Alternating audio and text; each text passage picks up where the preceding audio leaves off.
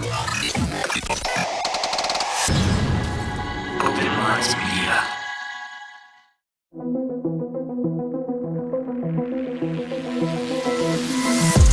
The reality we live in can be a very strange place. Most of the time, fact being stranger than fiction. How will we ever start to understand this reality we live in unless we question everything? Join me and a guest as we unravel the mysteries of this reality, one topic at a time. This is Inquiries of Our Reality with Shayn Orin.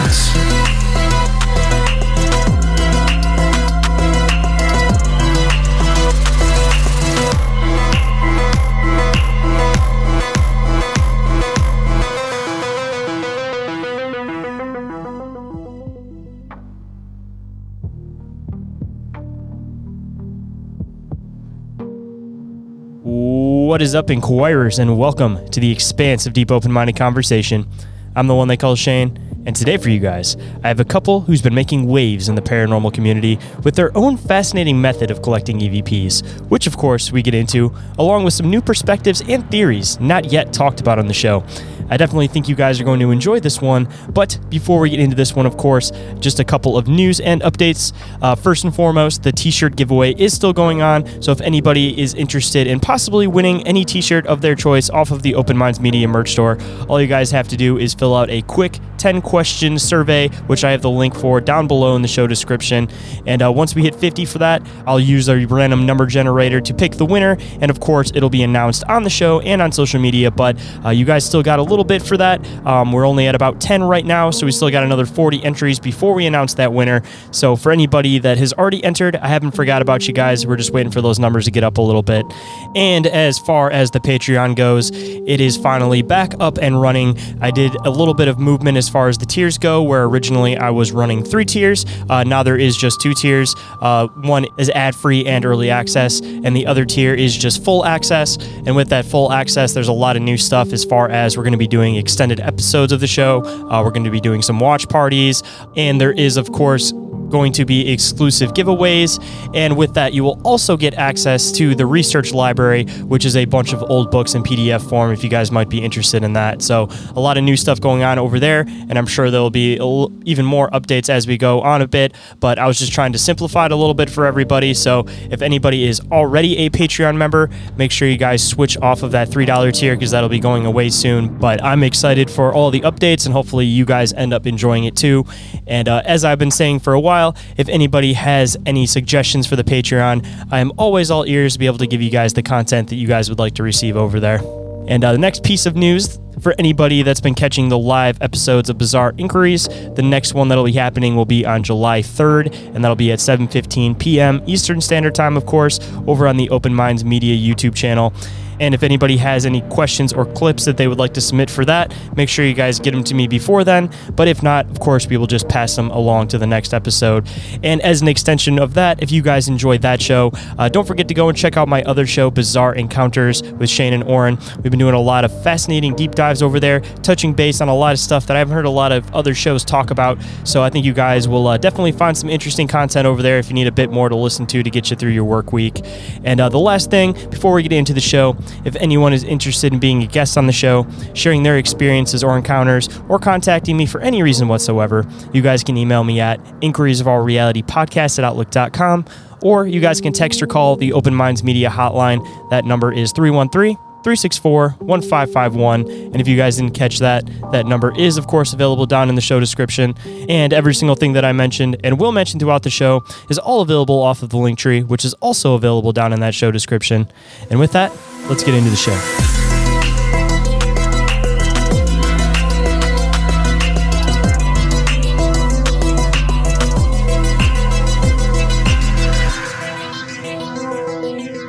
Please welcome to the show, Ron and Lourdes from the Digital Seance Experience. How's it going today, guys? Hey, Shane. Thanks for having us. We're good. We're very good. How are you doing? Not doing too bad. Absolute pleasure to have both you guys on the show. It's not too often that I get to interview a group of people, so it's usually pretty fun to get 2 different sides of an investigating team or any type of research. So I'm excited to get into some interesting conversation with you guys. Oh, that's cool. Yeah, we operate, as she was joking before the show, that we kind of like Ron and Lourdes is like one entity in the field to a lot of people. So we do have a single-mindedness to our approach and what we do. But every so often on some of the stuff, when we get into some of the nitty-gritty and some of the metaphysical stuff, sometimes we will part ways on certain elements of a given thing. So not majorly, but there are some bursts of individuality that may show up sometimes. Hey, On podcasts. I would say that usually adds a spark of excitement, though, every once in a while. As long as you guys don't argue over it, I mean, that's always a good thing, because you don't always want to be on the same track, because you might end up losing some little finite details. If you guys think differently here and there, you might end up catching some extra stuff. So it's always a good thing. That's right. Yeah, I think that's one of the upsides. We've advanced our understanding of certain things that we were kind of back and forthing, debating. We bounce ideas off each other. And sometimes he may make me see things and the other way around. And that's the way it should be. So it's okay to disagree. Sometimes things come out of it. So yeah, as long as you can have some good discussion over it and it doesn't turn into an argument, that's all that matters. As long as you got two people that can coexist and actually share some different ideas, that's all that matters. That's all that matters. Yep. We know this. Yeah. That's why it's good to share ideas. Yeah. So speaking of sharing ideas, a really good spot to start for anybody that may not be familiar with who you guys are and what your guys' work is exactly. Why don't you guys let them know a little bit about yourself and a little bit about what you guys do? Do you want me to start? Why don't you start? Well, he's not asking us about how you're asking us about how we started because I have okay. So what we do is the digital seance experience. And it's a form of white noise spirit communication. So that's what we do now. But as far as history is concerned, and I'm concerned, I was born in the paranormal. My family practices Espiritismo, which is a practice of mediumship in the Caribbean. And there were physical mediums. My mom was the only one that didn't practice in the whole family, a big family. And I saw something that traumatized me. My cousin was channeling. Then my mom started channeling when she bumped into her. So it was traumatic. Fast forward, I stepped away from the paranormal, right? Because it traumatized me. But then fast forward, I met him. And then he brought me back into the paranormal field and I was hooked immediately. And then going back to that, now we do the digital seance experience. So that's my story. Yes, that's Lourdes Gonzalez in a nutshell. Well, there's more to her, but yeah. That's a lot. Oh, and I'm sure we'll definitely get into that as we go on a little bit more. But as far as you, Ron, how did you end up getting into it, and how did it kind of converge into each other, where you guys started working together, and how you guys developed what you guys are currently doing? Sure. So I am Ron Yacovetti. I started doing anything paranormal, I guess, when we start out, we're under the moniker Ghost Hunter, right? And then paranormal investigator. And then eventually we evolved to researcher, and who knows from there. Sounds better than Ghost Hunter, because it just, people take it a little bit more seriously. It sounds really, really cool, but as you start really getting into the field, you're like, all right, I want a little bit of validity to my work. Let's use investigator. Let's use research. It just sounds better on paper. I do the same thing. So yeah, no, hence the shuffling of names. Absolutely. I think that is why that happens. So I'm from New Jersey, which is where we live now, but I started doing this during a 14-year time. I lived in Southern California in Los Angeles, and had an early fascination with voice phenomena. EVP, of course, which a lot of people do, electronic voice phenomena. But when I was introduced to ITC, which is instrumental trance communication, was at the Glen Tavern Inn in Santa Paula, California. It was like 30 people, third floor. We had the whole hotel. And it was with Chad Lindbergh from the Fast and Furious, and he did that one show with John L. Tenney, which for the life of me I shall never remember, because I can't. I remembered it one time when somebody told me, and I was like, oh yeah, I got it. No, I don't. So anyway, Chad was there, 30 people. Everybody introduces himself during a spirit box session, and then it gets to him, and he goes, hi, I'm Chad. Everybody did that formal introduction, for a communication session. And then, 15 seconds or so after he finished saying that, a voice came through the sweep and went, I know Chad. And that's what the voice sounded like. And I was like, wait, what just happened? Did something answer him in real time? Which was fascinating. I don't have to record this and review it later. We can dialogue. So that bug bit me immediately. I was like, I don't know what he's holding in his hand, but I need that little box and I need it badly. So I went in pursuit of that. And then followed a path into ITC, which for the last 20 so years has really been defined by the spirit box, ghost box, all derivative of the original modality, which is the Frank's box, the sweeping radio box, method. And I wanted to really dive into that because that real-time thing fascinated me. But for 20 so years, the leading edge of ITC was being forged by builders, by people who were making new machines, new boxes constantly, spring reverb, plasma discs, different sine circuits, sweep circuits, everything. And that's not my thing, to do the welding and soldering. I would have fewer fingers if I did. So I don't. So I found a way, and I came across the work of Dr. Annabella Cardoso, who currently lives in Spain. And I came across through that a gentleman named Marcello Bacci, who has since passed, who did something called direct radio voice, which turns out predates the Frank's box by many years. And the efficacy of the method, how well this worked, was mind-blowing to me. And he was using an old vacuum tube radio on a vacant channel, no sweeping. Sometimes he would toggle it a little bit, but no sweeping. And I was like, I can't believe nobody's doing this. Why is the ghost box the thing? I mean, they work, don't get me wrong, but not like that. And I was like, why is nobody doing it? And then I realized, because the TV and media is what blew the lid open on something that used to be really taboo with a negative halo over it, right? Now that sets the standard. And if it's not on TV, it doesn't exist. So the ghost box modality was the thing for ITC or spirit communication in real time. But this method blew my mind. So I looked at her, I said, we're going to listen to white noise on a vacant channel. We're going to record it, and then we're going to listen to it again. That's how you know the relationship's pretty good, because she's still sitting here. I said, come on, let's go. And hence we gave birth to a rebirth, rather, I should say, to direct radio voice, which was using a vacant short medium wave AM frequency, no sweeping, just vacant chasing white noise. That was it. And the communication that I saw them getting was mind-blowing. I never saw a ghost box do what this was doing. So we brought it back, and then over the course of the few years, we had a mixing board, we did tone generators, heterodyning frequencies to blend stuff. We tried everything we could to see if we could improve upon and maybe replicate what we had seen them getting in Europe with direct radio voice.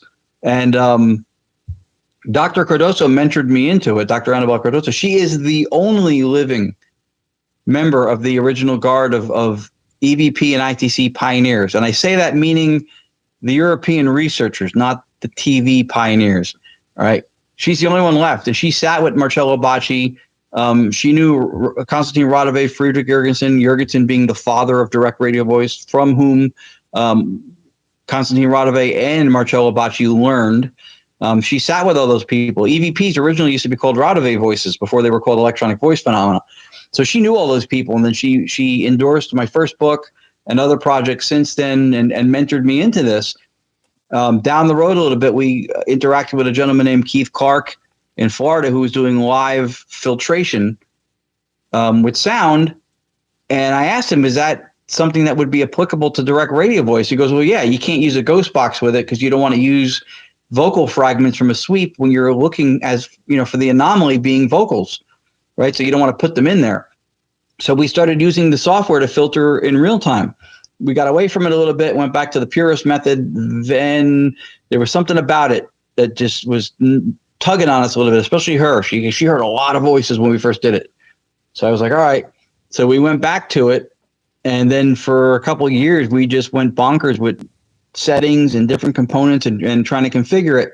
And so what the software and the white noise method that Lourdes was alluding to before is we're using analog white noise generators, multiple, and then they're fused into one channel through an interface, and then it goes through software, and the software is doing everything people do with audio capture when they go home in real time.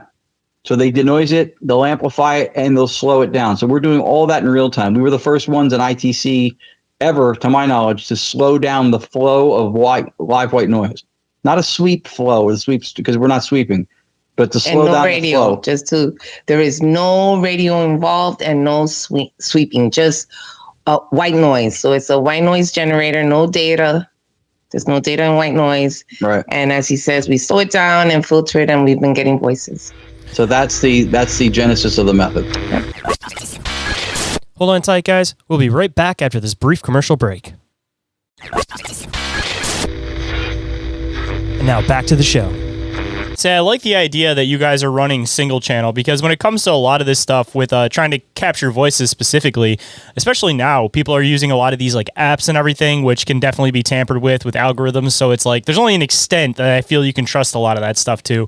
But when it comes to these like single channel methods, it's one of those things that I feel like there's not really anything that you can really take as like, oh, was that this? Was that that? Because even like you were saying with the sweeping radio voices, it's like, you know, you might catch stuff that seems like it goes together. So you might actually think you're catching something, but you're not actually catching something. But if you're running something with absolutely no interference, if you catch something, you definitely know that you caught something. And I actually recently had somebody on that, not exactly the same method by any means, but he started recording EVPs through literally just using an old Nokia phone that wasn't attached to anything, not running anything on it, just single recording off this Nokia phone. And he later on, of course, took it and, you know, slowed it down, did all that stuff later on. But the whole single channel method seems to be really getting somewhere, and it's hopefully the new precipice of where we're starting to go with this research, because at least for him it got to a point where he ended up getting lottery numbers from whatever was talking to him on the other side twice in Pennsylvania.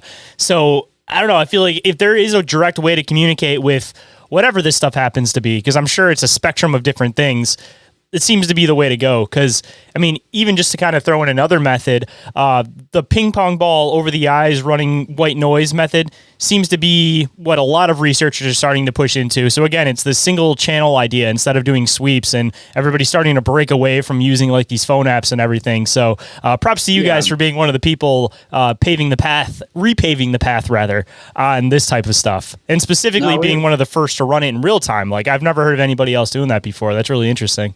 Yeah, we appreciate that. We brought back direct radio voice and all that in 2019. So we've been at this for a little while, and we were partnered for a short period of time for a couple of years with another gentleman named Tony Rathman out in Arizona, who's doing something similar now from having worked with us, and then we went in different directions with it from there. Prior to us doing direct radio voice or bringing it back in 2019, at least in the States, I wasn't aware of anybody doing anything that was ITC that wasn't a sweeping box. I just didn't see it. So even now, there are different types of things that people are doing similar, and there are other ITC people doing something similar or trying to do something along the lines of what we've done. And I don't think this is an egocentric position to take, but when I said we should bring back this direct radio voice stuff, I didn't see anybody doing anything except sweeping boxes. So I'm comfortable with saying that had we not done that, a lot of the landscape in ITC probably would look different right now. The apps idea, I mean, there's some people, we have some friends that have put out apps, and then now some of them are involved with using AI stuff. And I'm not sure if it's generative or not also. If it is, I don't know how you can delineate between getting an anomalous voice and simply talking to the app. That's exactly what I was saying earlier, especially if it's something connected to the internet, or even if it's not, just running an algorithm. It could just throw random words. It could just be a random word generator, and you piece it together and make what you want of it. Like, it's hard to trust the stuff that's connected to any type of internet/algorithm. Yeah, no, I know. I mean, and people who put the apps out, and we know some of them, they will vehemently defend the validity and the vetting of the app, but and some defensively, you know, they get really upset when you focus on the for entertainment purposes only thing when you buy it, because they say that's not our choice, that the Apple Store or the Android store for any mobile devices, or even if it's Windows, probably they have to do that in order to list it. And I understand that. I said, but the first time you can show me a piece of surgical equipment that's used in saving lives that is mandated to put for entertainment purposes only on it, you'll have an argument. But in the meantime, there's a reason that they're having you do that. I mean, if it was legitimate, because I know their argument was that there are some mobile-based electronic things that are used for field research and other sciences that are not deemed invalid because they're on a mobile device. but that's probably a device dedicated to some sort of measurement or instrumentation or reading, not something that you can also play Tetris and Pong on, a casino game, and figure out the existence of the universe, right? I don't think it's doing all those things. I don't know, because if it did, they'll be charging us more. Trust me. Yeah. Ain't that the truth? Yeah. So the apps thing is an interesting avenue. It'll never be a legitimately serious avenue to aggregate information or knowledge or wisdom to me. I don't think the field will ever see it that way. But I don't know how often you go out and investigate, or you've been out in the field doing that, how much, but especially you go to a lot of places, even known people, highly respected, highly regarded TV para celebrities, as they're called, are walking around using the apps and doing sessions with people. I mean, a lot of the names are doing it. And I find this funny from a cultural perspective, because there's a lot of people who absolutely thrash the apps, like just completely devalue and discredit it like it's nonsense. But at the same time, if you bring up any of these names that are using it, they will praise, that person's fantastic. They're an icon. They're a legend. But the legend is using the crap that you just pointed out. How do you reconcile that? And I think that's part of the problem, is I think we don't take positions on things sometimes from a genuine perspective. Yes. We don't want to insult the person who's a name, or have a genuine but polite and respectful difference. Just question it politely. You can ask questions politely, see if you can there's nothing wrong with that, but people seem to just be afraid to ask questions and speak up. So yeah, I mean, I definitely agree with that. I think that a lot of the time too, you got to take into consideration if there's a big name behind the app. Like, everybody's trying to find a way to make it in this world too. So I mean, you put something on apps, it has ads. I mean, it is what it is. But unfortunately, it doesn't do any just for the actual research. But on the flip side, though, I definitely think a lot of the actual research is definitely suppressed, because I'm always talking about it all the time on the show. This whole idea of the conspiracy of the paranormal, that there's a lot more of an understanding of it than what the general public thinks that there is. And exactly with some of the research that you guys were saying, diving into this method that actually works, that seems like it's something that's kind of been almost forgotten about in history for the most part. I think that considering how much time has been invested in the afterlife, what's on the other side, all of this stuff, just research in general on this stuff, I think that there's a lot more that whatever these people researching this stuff has an understanding of all this stuff. And whatever people are kind of doing on the flip side for TV, they kind of just let them do it and kind of muddy up the waters a little bit, because they don't want everybody to know how to quote, communicate with the dead, so they just kind of say, all right, if you think that method works, kind of have fun with it. So I definitely think that there's a lot of really good methods that have been lost in time purposefully. And it seems like a lot of these inventors that were around the turn of the century, when it comes to a lot of stuff, it seems like they were pretty on point with it. And when you start getting into some of these inventors that were, some of the people that were paving the way for their time without even necessarily realizing it, and then realizing how much they were into the paranormal and into seances.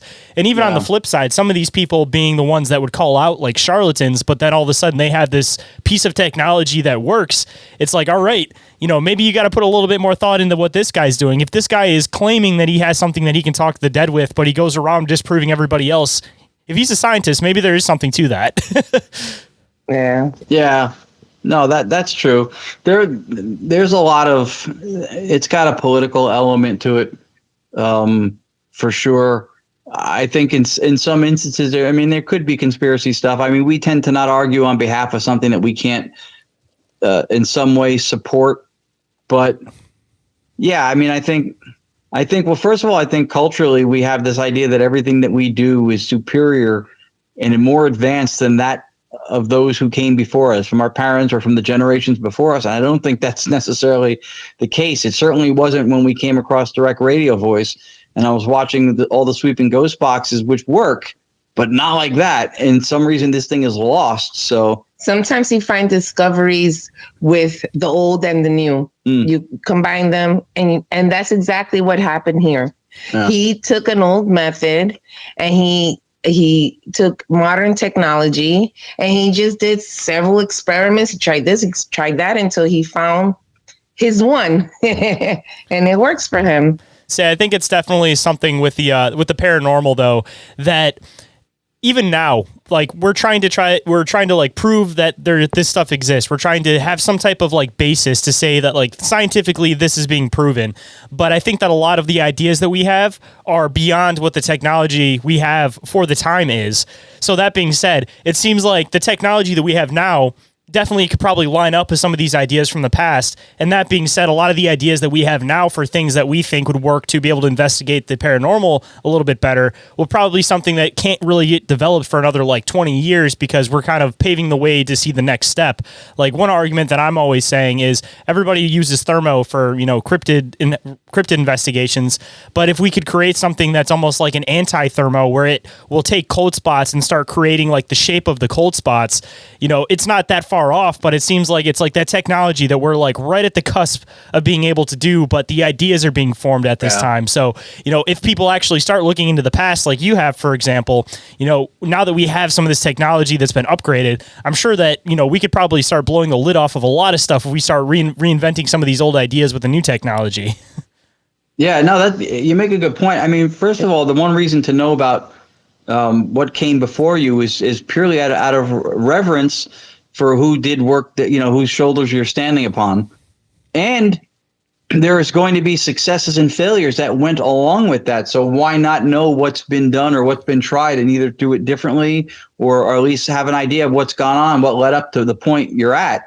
So, and you can always discover something in there that may have been missed. Right. Something that we know now, and that little piece of clue could be in there. And that's how you make new discoveries. Right.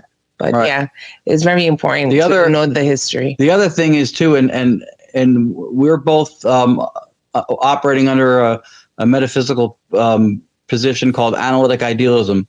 So first thing I think that we always try to bring up is that in the paranormal field, it seems as if metaphysics or metaphysical for people means like spiritual or mystical. And that's why science or nobody can talk to it, because it's mystical, magical kind of. It's not what it means. It literally means that which stands behind the physics, right? It's an ontology. It's a beingness. It's science, and it will tell us what nature and reality does. It'll model and predict behaviors of nature and reality. It doesn't tell us what nature or reality is. That's a metaphysical position. And science, by design, should be metaphysically agnostic, to be metaphysically neutral and not have a position. But of course, because it is carried out and done performatively by people do have those biases. So having an idea what one's metaphysical position is crucial, because it will influence, those biases and positions will influence what you do and don't entertain, what you may or may not rule out. And today, in our modern day paranormal culture, I think that one of the mistakes that we're making is in worshiping the neo-priesthood of science, we are trying to make everything science. We're trying to cram everything under the umbrella of science. And I think that is a huge category error. And with that comes a lot of unexamined assumptions, such as that science is not only the last and governing word in the validity or examination of anything, but that it is also the only path or epistemology, acquisition of wisdom or knowledge that is valuable, that has any truth to it. I would argue that it isn't. I think that we have to look at all aspects. We have to look at theology, spirituality, philosophy, and metaphysical positions, as well as science. So it's not the only path, and it's not the last governing say. It's useful, and we do get things from it, right? So in our current era of technology and toys, is it the most productive path? Sure. But in an enlightened and insightful existence, when you're looking at meaning and value in life, in the world, and what it's all about, then no, I would say it's not. It's not the most productive path. And I think what people fail to see, and again, we're doing this in the field, I think, for credit and credibility, with the whole notion of trying to prove this stuff. First of all, science doesn't prove. Math proves, for the most part. Science doesn't prove. It leans into what's most probable and reasonable based on all possibilities, assuming that we know what those are. So that's the first thing, is we don't need to prove anything. We need to make a case for it. Right. But what people don't see, I think, is that one of the things that gives any methodology, any epistemic means of gaining information or knowledge, what gives it its strength are its limitations, right? Knowing what science can't speak to, knowing what it can't reach, is from where it gets a lot of its strengths. Because if somebody is commercing or acting outside of those boundaries, then they're not doing science, right? So it has power in that. Mm-hmm. But we try to make everything science because we're trying to get credibility and validity. So now everything that everybody's doing in the paranormal, they're trying to not only include or put under the umbrella of science, but they're trying to explain in some kind of a quantifying way, or they're trying to pull in quantum physics and quantum electrodynamics, and we're leaning on science and violating it oftentimes in these theories at the same time. We're invoking science and then conflicting with it at the same time. So it has a place and it is useful, but it's not the pathway to proof, because science doesn't prove either. It's because a lot of people are working under a philosophy and they don't even know what it is. Right. So if you're working from a I don't want to say a not so great philosophy, I'm going to say that, and you're working with science, because philosophy and science, they help each other, right? They're side by side, they help each other and they keep each other in check. So if you're coming from a wrong or a not so correct philosophy, when you do the science, you're going to hit a wall. You're going to hit a wall. You need to come from the right foundation, because you need both. You need philosophy and science to be able to make it work. It can conflict. If it conflicts, then there's something wrong. You got to start over. Yeah, they inform each other. Yeah. I mean, even just knowing that beyond our reality, whatever we could possibly be talking to on the other side, I mean, we have our laws of science that work within our reality and within like how we perceive our reality.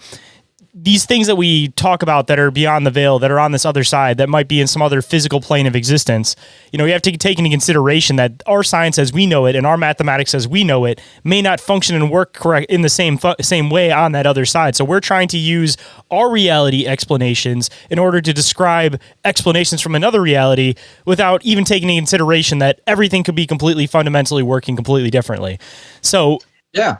Well, I would say to this, and we could agree to disagree, but I would say to this that math and numbers and things that you describe as a man-made concept, so that wouldn't exist on the other side, because that's something that we created and we wouldn't know the variables, right? So it wouldn't, unless there's someone like us that's actually on the other side to observe and make those measurements, then that wouldn't exist over there. And since we can't exist over there with a body, so that's what I'm trying to say. Yeah. If am I making sense? yeah, no, just even throw in another idea that kind of extends into that. The whole idea of like time dilation, that we've perceived time as we do within our reality, but when somebody crosses the veil, goes to the other side, even has astral experiences on the other side, time works completely differently. Even within like the dreamscape, time works completely differently. So that just proves another thing, that we use science to say, this is an exact minute, this is an exact this is the exact measurements of this. But as soon as you get into this other astral plane or this beyond the veil area, then even time doesn't work the same way, just to prove even more your point that you're trying to make. Hold on tight, guys. We'll be right back after this brief commercial break. But in the meantime, don't forget to follow Inquiries of Our Reality on Instagram and Facebook for show updates and the weekly live schedules. And don't forget to check out Open Minds Media on YouTube and TikTok, and tap that bell icon while you're there to get notified anytime we happen to go live. And if you'd like to join the discussion with like-minded individuals, become a member of the OMM Discord community today. All of those links are available off the link tree in the show description. And now back to the show. And also, and another point, because that also happens to us here. So let's say, because it happened to me, when you're having a traumatic experience, you've seen something happen. For some people, it'll slow. It's just slow, but it's really the same amount of time. Yeah. Because that's happened to me. It's almost like if you're in a state of shock, and the time, whether it be 3 seconds, seems to be like a minute. because it just seems to appear like it's going. So it actually happens to us here, depending on what emotion and experience we're having. Yeah, and that's relativity. So I mean, so here's one of those times when she and I, for the most part, agree, but I'm very careful with the words that I choose sometimes to explain these things, because the language is indicative of a lot of things. And when we use certain words to refer to certain things, we're implying something that may actually be contradictory to our beliefs, or just something that we're not even necessarily aware of. So I know that it's commonplace to use terms like the other side and other dimensions and realms and stuff like that. So I'll make the concession, and sometimes I'll preface or use the words. But doing that, for example, is to delineate that there is another place, another location almost, right? So under the metaphysics, and that's when she was talking about philosophy, she's speaking to having a metaphysical position. And most people, I think if you polled most of the paranormal field and said, what's your metaphysical position? I think most people wouldn't be able to answer the question. That's not a knock or a judgment, because we were there ourselves. But it's the foundation for what you think reality is, right? That's whatever's behaving is what science is telling us. So what's behaving, it doesn't tell us. It just tells us what the behaviors are. So that's the first step. And I think that's why sometimes you'll see people invoke science for the purposes of trying to prove or validate what they're theorizing or hypothesizing, but then they'll conflict with it at the same time, because they'll go from a physicalist metaphysics to something mystical and magical, and then they'll invoke something that might be panpsychist or idealist, and they're all over the metaphysical board. And so that's where you end up, I think, having conflicts. Time, I would agree. Time and space are the appearance of cognitive proximity. They're a filing system for us. It is how we differentiate in space things, organize, or events, right? But it's not, time's not fundamental. It's not the scaffolding for reality. There are some who still maybe hold on to that idea that the fabric of space-time is the fundamental substrate or foundation for reality. But space and time are both experiential, right? So if in order to experience those things, you have to be what? Conscious. And you have to perceive. So I would say that in that instance, consciousness has primacy. I would say that the foundation or substrate for reality for us under idealism is consciousness, that everything can be explained from consciousness, but that itself can't be reduced to any constituent parts to analyze it or break it down further. Plus, we use consciousness to know everything. That's nature's one true given, is subjectivity. Everything we know directly or indirectly through acquaintance is by experience. So time and space are both experiential. That's one of the things that I find confusing about the idea of time travel, as people, like the whole idea behind like a Stargate or something. If time and space are fundamental as those who suggest that think it is, then how is something physical able to manipulate and undo it? And everything we know is through experience. Everything we know is through experience, right? So if you have an experience, how do you go back in time and unexperience it? See, and that's the thing, because I agree with him, absolutely. But I've had an experience that felt like a time slip. So now, I think those are the words that people describe of what is the closest thing that they're experiencing. Because if I didn't work under analytic idealism, I would have said it was a time slip. I time travel, because that is what it feels like. So the words that they're describing may not be the correct words, but something did happen. Something that appeared to them to be some sort of a time travel or a time slip did happen. But we don't believe that it's an actual time slip, but something else going on. Yeah, I agree with that. Yeah, it's a type of experience. That's what I was trying to say, is that if the idea behind time as an independent and objective thing, right, that something physical can travel through, as a pre-existing objective dimension that something physical can travel through, then as an idealist, and that's what I would argue, that it's a misunderstanding, I think, of the fundamental nature, the description of time, because time is a quality of experience, not a container for it. So just out of curiosity, just because you guys obviously investigate the paranormal, so the whole time travel idea, not to get into like a whole other side tangent, but time travel theories and everything, it absolutely fascinate me. I'm one of those people that I entertain a lot of different ideas to time travel, but I don't, again, think it's necessarily like physically possible. But on the other side of it, one thing that I like to always bring up is these weird experiences people will have where, you know, they'll be sitting on the couch and they'll have this this experience. They'll see like an apparition walk down the stairs. And then later on in life, they'll have an experience where they're like walking down the stairs and they see this apparition of, say, like a small child sitting on the couch. I don't think it's necessarily like a time slip like how people imagine, but I kind of wonder if it's a matter of being physical. If you're within some type of like astral version of yourself, if that's possibly how you can experience these time dilations. It's not necessarily that the time is dilated, but rather that there's something that has to do with like the energy of yourself or like your astral self that's still remaining in that area. And it's not necessarily that you're, quote, time traveling or anything like that, but rather that it's a matter of like a slip from like your energy, because that seems like it's something that would be able to transfer through obviously different like realities or different like physical properties of reality. But just from like your guys' perspective, how do you guys kind of like break down some of those experiences that people have? How would you guys kind of explain it from your background and beliefs?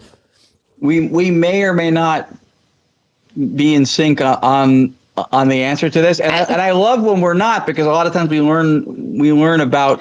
Okay, so for my time slip, that's what I call it, time slip. I think that I was experiencing a memory that someone else experienced. Like almost like if I was seeing through that person's eyes. So it wasn't that I traveled, but more that I received mentation of an experience that someone else had, and I was also able to experience it. Mm-hmm. That's what I believe, and I think he does that. That's what happens. Yeah. Kind of like perceiving it through the lens of their consciousness then. Right. But it does appear to seem like a time slip, right? But for me, it did. If I didn't know what I know now and what we try to provoke thought on, I would have totally said I time traveled. But it makes more sense to me now from what we study that it would be more likely that it's an experience that you're having, almost like a memory that you are channeling and perceiving with your own sensory, but not time travel.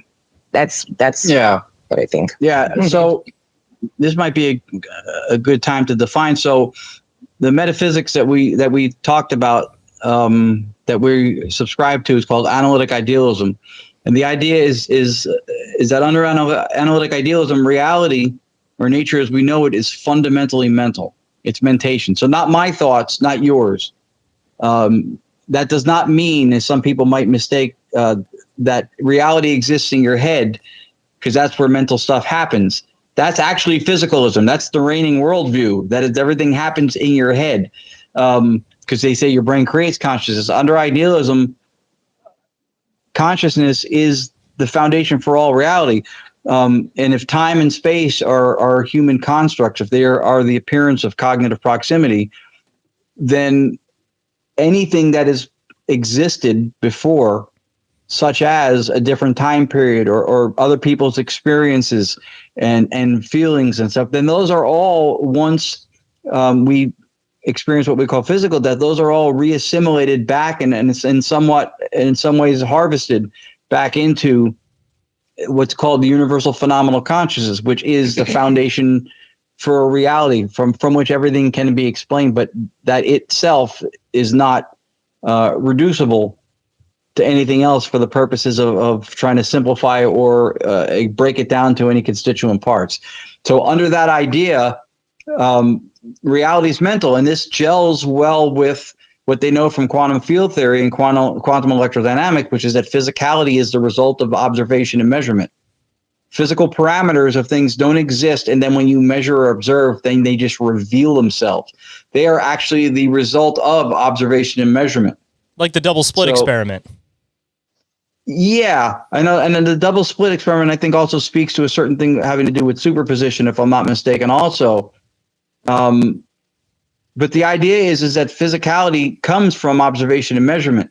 So the world as we experience it is how it's presented to us and how we're able to perceive it through what we know are limited sensory input. We know that. We know that just from infrared and infrasound alone, we know that there are parts of those two spectrums we don't have access to. So from that, you can extrapolate that there could be other things that we don't have access to. And the things that we do are salient things for the purposes of survival, things we need to have. All right. So from that perspective, then when the physical thing is actually not physical in and of itself, but it is a representation of what's out there, just what's out there isn't physical. Right. So reality in the world itself, from our perspective, would seem objective, the same way my thoughts would be objective to you. And no matter how much you wish them to be different or not exist, they would still be what they are because I am what I am. So is the relationship with us with reality. So as an idealist, when you have one mind as the basis for all reality, one universal consciousness, the one criticism for that metaphysics is what's called the decomposition or decoherence problem, which is if there's one mind behind everything, how do you explain all of us as individuated states? And so under this idea, and I specifically part of an ambassadorship under Dr. Bernardo Castro, who has a PhD in computer science engineering and in philosophy. And the model that he looks to in nature, which is what we try to do, is called dissociative identity disorder, or DID. So it's not to say to anthropomorphize and assign human qualities and tendencies and all that to it. I know for people it's looked at as a pathology. But what it's showing is it's more instinctual. Right. It's showing us a version in nature of where one mind can fragment or splinter into individuated centers of identity. So that's the explanation for how we exist. Each one of us is dissociated from one another. So this metaphysics allows for so many of the experiences that we have, the time slip, anything like stone tape theory, psychometry, residual hauntings, all those, like those three specifically, actually, I speak and I've written on those. Those completely invoke science and physics and violate it at the same time.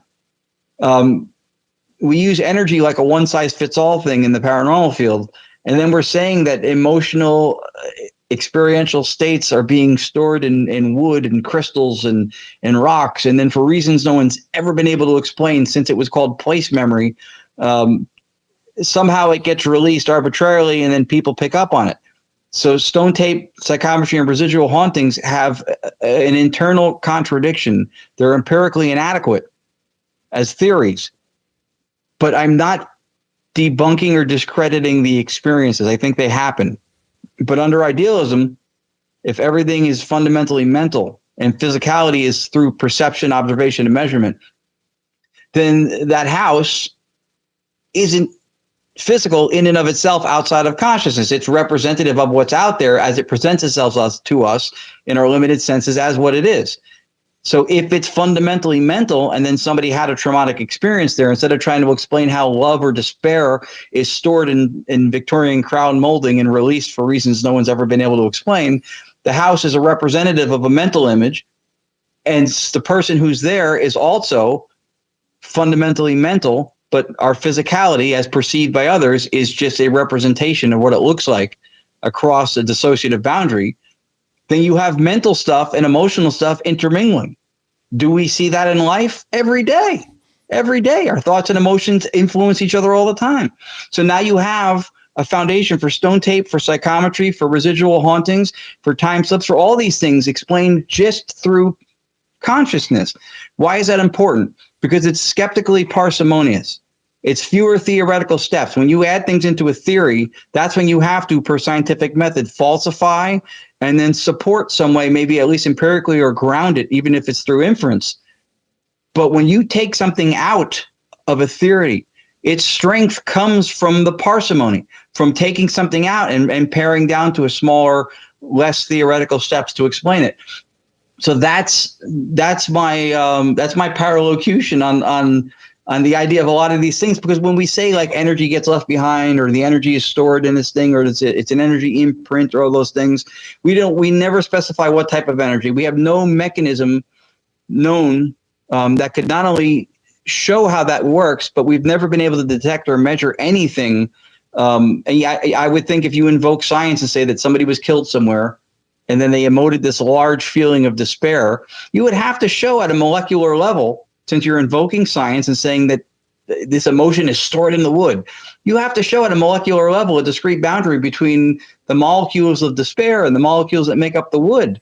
If you can't show that, then you're invoking science and appealing to magic, because there's no way to know that it's there, right? So I would think you would have to be able to show that. And why can't you show that? Because you can't quantify a qualitative state. You can't measure experiential. How much does my love weigh? What are the length of my thoughts, right? So this poses a problem. But again, I don't say that these things don't happen. What I'm saying is just the way we explain them, we need a different metaphysical foundation from which to draw conclusions about why these things are happening. And I think they're happening. Don't go anywhere, guys. We'll be right back with that deep conversation you crave. But just a quick reminder, if you might be interested in snagging some gear for this show, Bizarre Encounters, or any of your favorite creatures or topics, hop on over to the Open Minds Media merch store for a wide range of designs with new drops regularly, and t-shirts for the low price of $15.68 plus shipping.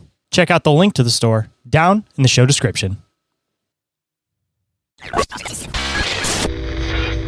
And now let's get back into it. I mean, for us, analytic idealism is the closest to the truth that we can see so far, because it doesn't clash with the sciences. Mm-hmm. There's nothing about analytic idealism that clashes with the sciences. And it actually makes the paranormal experiences normal experiences. Yeah. Because nothing clashes. So that's why we are fascinated with the analytic idealism, and we work under it, because I think we need it, honestly. Yeah. I mean, it makes sense. And it actually, if people embraced it, it could also help us here with how, we behave and treat each other too, in my opinion. And we have to stop making things up that we can't support. I don't know if you've ever, like, we go out into an investigation at a haunted location, and somebody go, yeah, there's a portal dimension to other realms underneath the stairs over there. I'm like thinking that there could be, but why do you think that? And there's no support for it. It's just all gut feelings and instincts. And I'm not saying that can't be true, but I'm saying at some point we have to have boundaries to this idea of open-mindedness. Otherwise, you could theorize anything. Right. I could say that there is no such thing as gravitational forces and dark matter and any of that stuff. All that stuff out in space is bogus. It's not true. That there's actually just a flying spaghetti monster who's spinning and moving planets with his noodly appendages. I can say that, and you can't prove that I'm wrong. But the question isn't whether you can prove it's wrong or right or not. The question is there any reason, empirically or otherwise, for us to believe it? Do we have any reason to buy into that? And we don't. Because the experiences of, we all know it's happening. We can't deny that. Is the explanations that we mess up on, because they don't make any sense. And that's how then they get us, let's put it this way. And then we stay down in the totem pole because we don't know how to explain things in a way that makes sense. Yeah, that's why we're getting devoured by science, and people are invoking it now for credibility, but we have to understand that not everything falls under science. And then if you don't have an ontological perspective, ontology being the study of beingness, the what's behaving in when science tells us what the behaviors are, if we don't have an ontological foundation that we're familiar with, then that's when we make these kind of mistakes. Case in point, like we were talking a few moments ago with time travel, how could, if experience is primary, and that is how we know everything, subjectivity is nature's one true given. Everything we know, it's delicious, it's disgusting, it's tall, it's small, it's large, it's wide, it's far. Everything we know, that's all through experience. If experience is primary, then how, like in the idea of time travel, how can something purely physical manipulate and affect something as fundamental as the ordering of experience? But we don't think it that far ahead. But we need to, because science is a tool and it will help us. but it is not the only tool. I guess that's the point I'm trying to make for people who are science-minded and think I'm not in any way denouncing science. I'm saying it's not the only path, and it's a tool. There are tools in spirituality and theology and philosophy and metaphysics. And it needs other tools. Right. You could bang a nail in with the butt end of a screwdriver, but you would probably be better served with the hammer. So I guess just to throw another kind of idea at you, because I want to see your guys' ideas on this one. So we're talking about the whole idea of like perceived reality. So if you're getting into the whole idea of perceived reality, for lack of better term, the whole like tulpa concept, that not necessarily the whole idea that if enough people project thought on this, it is necessarily going to exist. That's not necessarily the point I'm trying to say. But if enough people start perceiving that there's something dark in this area, that start perceiving that something's bad happening in this area, is it one of those things from your guys' viewpoint that it kind of like alter others people's perception of reality, where they'll start thinking that something's happening there when there might not actually be anything there at all? Or on the other side, if you kind of get into this idea about universal consciousness, maybe some of these things that you're seeing might be almost like reflections of the consciousness. Like if enough people are thinking of this thing in this area and it is all part of the same consciousness, then if you have all of this consciousness kind of placing more consciousness into this area, then maybe it starts creating some other form of consciousness in that area. I know this is kind of like out there terms, but you know, just talking about the perception of reality with like the whole like tulpa idea, I'm kind of curious like what your guys' perspective is on that. Well, in my opinion, I'm going to say this. In my opinion, I believe that if you have enough intent and enough people, years and years and years and years of saying the same thing with the same story that never really happened, I believe that that behavior starts to happen.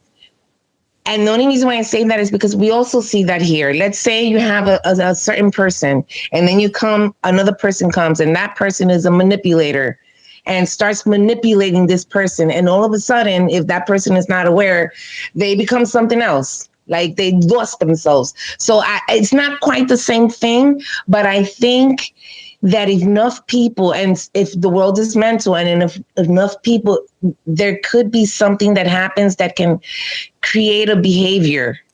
Like and I'm not saying that we can create things either, but enough of an influence that can maybe make it appear that an entity was created, but it's really like a behavior.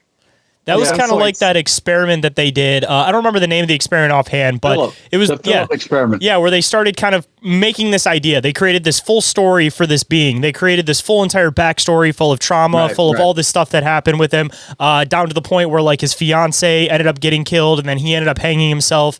And they started having effects from this.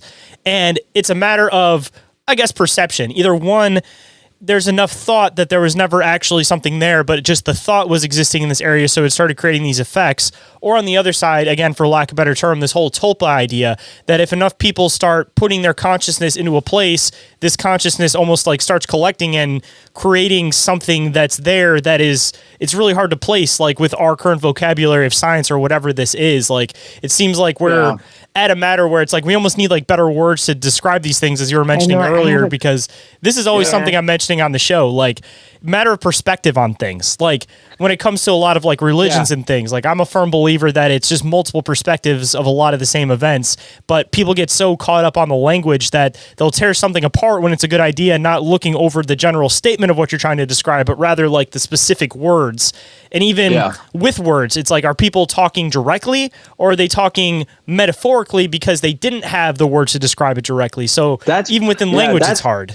That's brilliant, and almost no host we've ever been on a show with has mentioned that. Yeah, no, absolutely. I just wanted to add real quick, because with the tulpa thing, because he got me thinking, it could also be like, you know how when somebody's a pathological liar, always lying, that all of a sudden they believe they're lying and they truly believe that that's what. So maybe it's something like that with the tulpa. But I do believe something that does happen because we've seen it happen. Yeah. So for people who are listening to the show just on audio now, you can't see, but like when she was making some of those points, if you notice, she looks at me because she knows at what points we might have divergent opinions. And that's not to say that I think she's wrong or that I think I'm right, or vice versa. Yeah, but she's right. But she knows, I think, sometimes where we may diverge. So this is a great example of well, two things. For one, I wanted to just finish my compliment because of the fact that you brought that up. We are bound to the language in the words that we have to express things, and that's why I'm very careful with some of the words that I choose to use when explaining things like that, like the other side and stuff, because a lot of times things like that are inferring a duality of location. But as an idealist, I'm from the perspective that there is only oneness. There is one universal consciousness, and we are all within it. Yep. And everything around us, everything that happens within it is an excitation of that mentality. So when I say other side, sometimes I'm making a concession to the language that is bound to these very restrictions and has, to an extent, a physicalist metaphysics, and physicalism being that there is a world out there outside of consciousness that is exhaustively explained by numbers. Physicalism is actually not dualist. It's saying everything is fundamentally. No, I know, but while you were explaining the two things of the. You said something else before. Oh, well, it doesn't matter. Go ahead. Back up. Remind me. Yeah.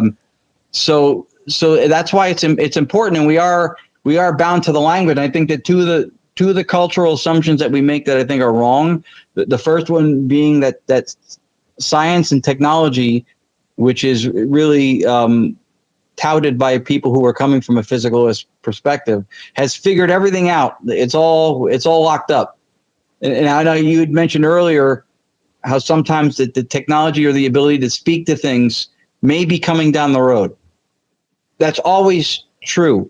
That's why science doesn't prove, because it's in flux, it's fluid, and there are oftentimes even changes in perspective or definition.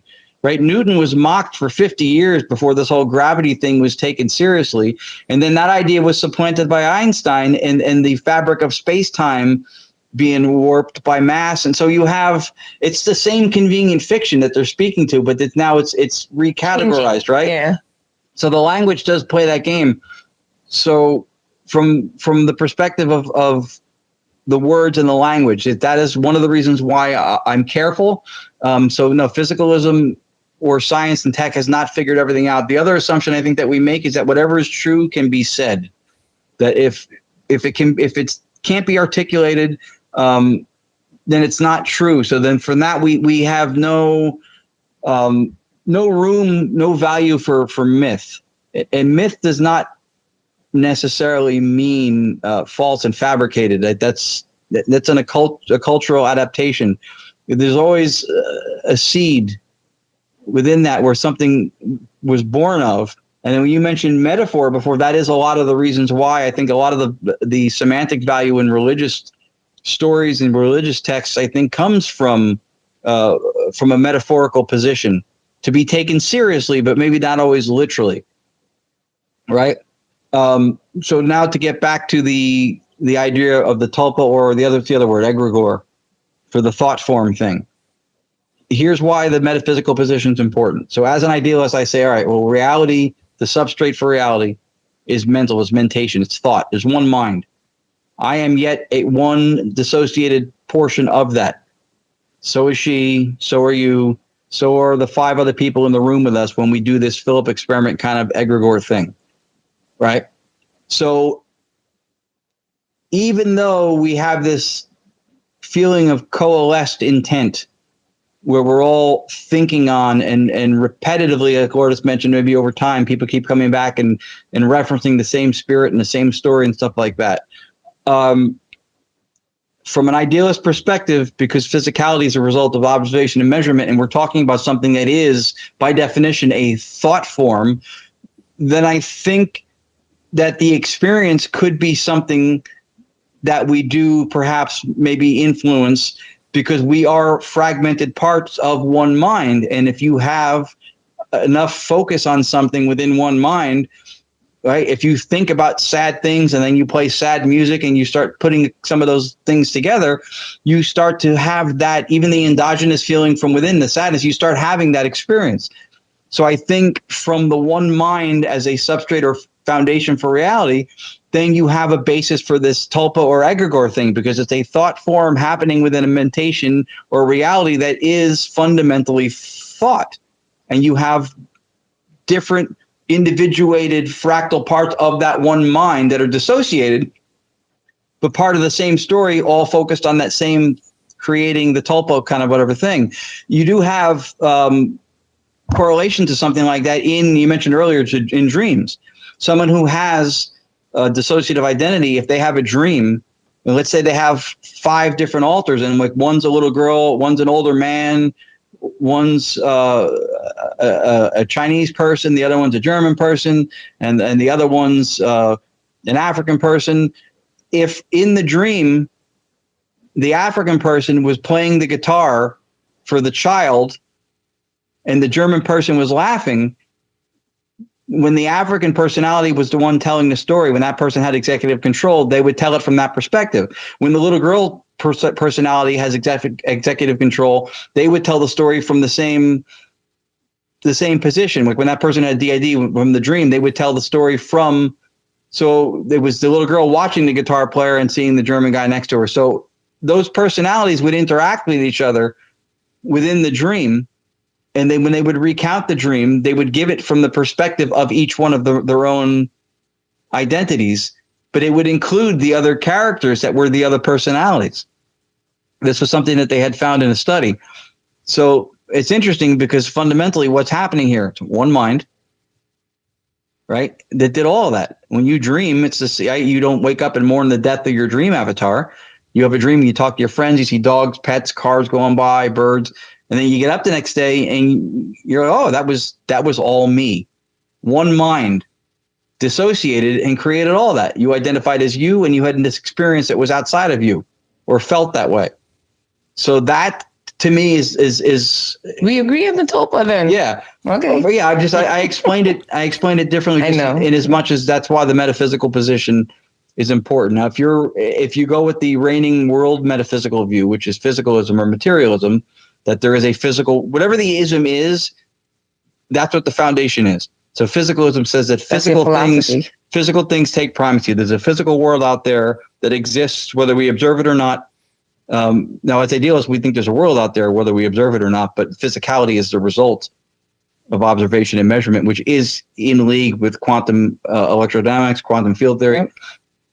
So physicalism says that there's a physical world out there in and of itself outside of consciousness, which your brain creates. So when you don't know what your metaphysical position is, and then you try to go, well, we created this thought form thing. Now you have to explain how, if your brain creates consciousness, how did your consciousness meld with anybody else's in this transpersonal space to create something, which is a ghost or a spirit, which now you're giving a proper noun name to for the purposes of describing it, another language limitation. Yeah, because we don't think it's an entity, right. Physical entity. It's mentation, it's behavior. So that's what we believe. That's where it opens up that whole can of worms. So that's why the metaphysical position is important, because from my idealist position, I can very easily, like I did, explain how I think a thought form or a tulpa or one of those things is possible. When you're coming from a different foundation and different metaphysical position, like the reigning worldview, that's why people of science or people of reason and technology will say that that's ridiculous, that that's irrational. It's not irrational that it's silly. It's irrational that it doesn't fit into their rationality. But why would it? Because of that metaphysical position. That philosophy is saying that the world is fundamentally physical and thoughts are in your head. So how are thoughts in your head escaping your head and then joining with thoughts that are escaping my head in this space to create something that is a thought created? You see what I mean? Then it's violating all kinds of rules and stuff based on what that belief in reality is. That's why that's important. See, and it gets confusing just because of things like the double slit experiment and that other experiment we're mentioning, because it's like you see these matters where it's like it doesn't make sense how our perception, just viewing something, simply viewing something, not physically interacting with it, can alter the effects of different experiments. Like there's clearly this mental thing that we can't quite place our finger on, or at least at this time we can't quite fully place our finger on, but it clearly plays a component in a lot more of reality, like you were mentioning, than people want to give it credit for. Right. Right. Yeah. I mean, if physicality is a result of observation and measurement, then I mean, perception it comes first. You have to perceive something before you can even measure it. That's the problem with the dualistic. You mentioned duality before. The dualistic idea that mind and matter is a dichotomy, that all of reality, all of existence can be explained between those two things. Those two things can categorically explain everything that we know in reality, but they're not in a true dichotomy, because for that to be the case, they would have to exist at the same level of abstraction, the same conceptual level, right? And if matter in any physical form is the result of observation and measurement, then before one observes and measures, they have to be what? Conscious. So mind has primacy because it doesn't exist at the same level of abstraction. When you're talking about matter, you have to go at least a step or two further to infer or to have matter through observation, when before you get to that point, you have to have consciousness to have perception. So that's it explains a lot. The idea of the body being a physical vessel that gives refuge to a soul or a psyche, a spirit, right? We're spirits in human form. Under idealism, the physical body, again, per that same example, is what our inner conscious life looks like from across the dissociative boundary, what it looks like from a second person perspective.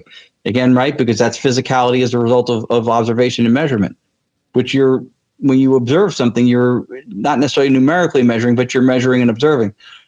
So it's in line with that under idealism. So if you go from the physicalist perspective, or even from the dualist perspective, actually not physical, so you go from a dualist perspective and you say that there's a physical body and it gives refuge, it houses a soul or a spirit. Once you imply theoretically that you have this duality, then you have to inherently, through that, in some way, posit an idea of how do those things, what's the interaction like? How do they commerce? Right? If the body is housing this spirit or this soul, what is the interaction of it? Now, if it's just a representation of it, if it's just the body is just what it looks like, but the soul or psyche or consciousness looks like from somebody's limited perception, which is what we know we have, then you don't even get to that point. It's already explained. But if you're saying that a physical body gives residency to a soul or a spirit, now you have to explain how these coexist. How do they commerce? What's the interaction between these two things? And how does it start? How does it end? I mean, there's a lot of questions that come with that. You're adding things into the theory. So that's again, I guess, another example, I think, of the simplicity, the parsimony behind an idealist view. Inquiries of Our Reality will be right back after this brief commercial break, so stay tuned. And now back to the show. So I definitely like the way that you explain things. So I'm going to try to make sure that before we run out of time, we get a moment to kind of highlight some of this, because I'm sure that you've probably talked about a lot of this, these theories and philosophy within some of the books that you've written. So I want to take a moment to spotlight some of the books that you've written, give people kind of a quick course on what they might find in some of these books. And if people want to keep diving into these concepts further, which book they might find them in if they would happen to find them in one of your books. No, that's a great question, and I appreciate that. So all the books that I have out will, to some degree, chronicle my journey through the paranormal. And starting out, when I was identifying, as we said before, under the idea of being a ghost hunter or a paranormal investigator, and the one that's most in league with what we're talking about now would be the fifth one, and they're all on Amazon, called Afterlife, Contact, A New Perspective. I'll make sure I include that link down in the show, or down in the show notes, so everybody can find it too. That one, that one's probably got the most. I'm working on a sixth one right now, and then the sixth one will get more into that. And then when we lecture too, we lecture on spirit communication and idealism, because I think even for the voices, and if you want, we can run a few clips just to give an example of what the voices sound like. I think even that we explain those through the modulation of experience. It's not, I don't think, mystical or magical. I think that these voices, if they're thought or mentation, right? And if that's the foundation of reality for us, just like there's radio stations flying around us right now, and we're not tuned to those, right? Our survival mechanisms don't need to pick up 193.5 FM. It's not salient to survival, so we don't. But when you turn on a radio, that radio modulates it, and then that sound is within the 20 hertz to 20,000 hertz that people can hear. Then it is within our hearing range, right? And then from that, now we have the experience of the music. So I think a lot of times with visual anomalies, with audible anomalies, with voices and stuff like that, I think that something modulates the experience. And through the digital seance, I think one of the ways that happens is through resonance, stochastic or inverse stochastic resonance with the white noise. And I think something melds with, fuses with the white noise. And if one frequency matches anyone in the noise, you get that resonance, which gives it amplitude, right? It gives it volume. And then, like we mentioned earlier in the show, we live filter the white noise out, so we're diminishing the noise floor. So the only thing that's left after that is what's vocally emergent, what rose above the noise floor that we then filter out through the resonance. So I think a lot of the experiences people have, I think when we see things, when people have sightings of shadow figures or apparitions or whatever, I think something is modulating the experience so that we have it. So we can perceive it. Yeah, even the idea with mirrors and mirrors are portals to another dimension. Don't face two mirrors together. We have that. It's completely empirically inadequate. I've never seen any support for that idea at all. But maybe the way that photons, or maybe the way that light, or there's some interaction with the surface, modulates an experience that we would not otherwise visually have. So because it's correlated with or near or around a mirror, we automatically assume and assign the mirror causal properties and go, it's a dimensional portal, right? But maybe it's not. Maybe it's something to do with the way light or photons behave, is modulating the experience so that we're having a flash or a glimmer of something that we would not normally see or experience. Is that provable? Do I know I'm right? No, I don't. But I'm using what we know, what science and nature at least tells us, to try to form a hypothesis based on those things that we know, instead of taking the imaginative approach and going, that is an interdimensional portal. Please don't face the mirrors together. We're going to end up in Oz. See, I mean, at least to kind of branch off that a little bit, the whole shadow people experience that people, or the whole shadow people phenomenon that people experience. I mean, of course, I feel like it's one of those things that it's almost like the new version of like seeing an apparition. It seems like almost everybody that dives into this stuff has seen a shadow person at some point.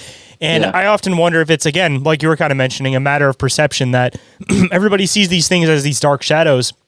Could it simply be a matter of our brains can't perceive whatever these things are, but we perceive that there's something there? So our brain, just as a filler, fills it in as this black silhouette or this black outline, just so that we can comprehend that there's something in front of us. But that's not actually what these things look like. It's simply our brain's way of perceiving it with whatever knowledge that we have of their awareness, rather, of there being something in the area. So we just fill in the blank because we're subconsciously aware that there's something there. Right, because what you're seeing is not the actual being. What you're seeing is the image of it. Yep. So it's patterns that you're seeing, and you're perceiving it, and you're picking it up. Like how your brain personally perceives it. It's not anything that has to do with them. It's just how your brain is choosing to perceive whatever these things are in front of you. Absolutely. We use something in our lecture presentation sometimes too. If you have a cylinder and you light the cylinder from the side, the representation, the image of it will be a square. And if you do it from the other side, longwise, then the image or representation, the shadow that it casts, is a circle. Those are two different perceptions, two different perspectives, but the thing that is fundamentally behind the images is the same, right? So I think that speaks to the very thing we're talking about here, is that we do have limited sensibility in what we're able to perceive. And then, maybe through how we're able to perceive something, for whatever reason, that's the way we get it. That's the way we see it. I don't think that those experiences don't happen.